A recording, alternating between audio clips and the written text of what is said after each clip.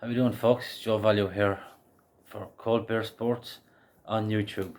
Right, this is the second time I've had to do this video because my original video, the prices have changed a fair bit. So I still think there's a bit of juice in the price, but myself and Paddy, we don't put up false prices or anything like that. Whatever price they are, we try and give you a fair reflection and give you up-to-date prices at the very least. I know I'm doing this the night before and some prices can change, but by and large, usually the prices that we put up in the description and that are very accurate. So, why be any different now tomorrow?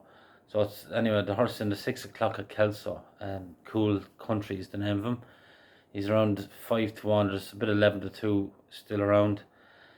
This is a weak enough race. I know this horse pretty well. He's finished third in this race last year.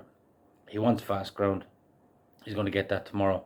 There's only one danger in the race, and that's called Chapati, ridden by champion jockey Brian Hughes. But I think Cool Country is pretty solid option each way. Even though there's only 7 runners, as I say, I think it's a dead match, and I'm going to put up Cool Country as a 1 point each way play at say 5-1. It should be around 5-1, and I'm going to put them up as a selection without the favourite as well. I see that's gone down to 2-1 now, but still in all, I think it should work. So I'll make that 3 points without the favourite at 2-1. 7-horse race. As for the rest of them, I know them all fairly well. Like our Torzo, he's very in and out horse. The top horse, Millerville, wants near enough 3 mile. This is back to 2 mile. It'd be too short. There's another horse in it called Fight for the Roses, and the Bulger used to train it over here.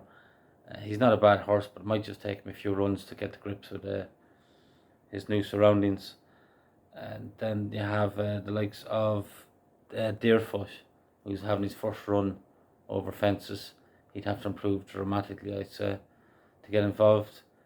And the last one then is Morrico or something like that.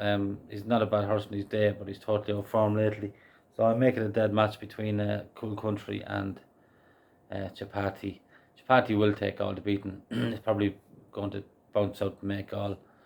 But Cool Country should get a good crack at him later on, and if he's good enough to go by, happy days.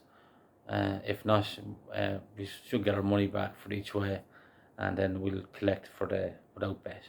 So unfortunately, the price did go down, but as I say, we're not bluffers or we don't make up prices. We just give you whatever prices they are, when we give the videos on.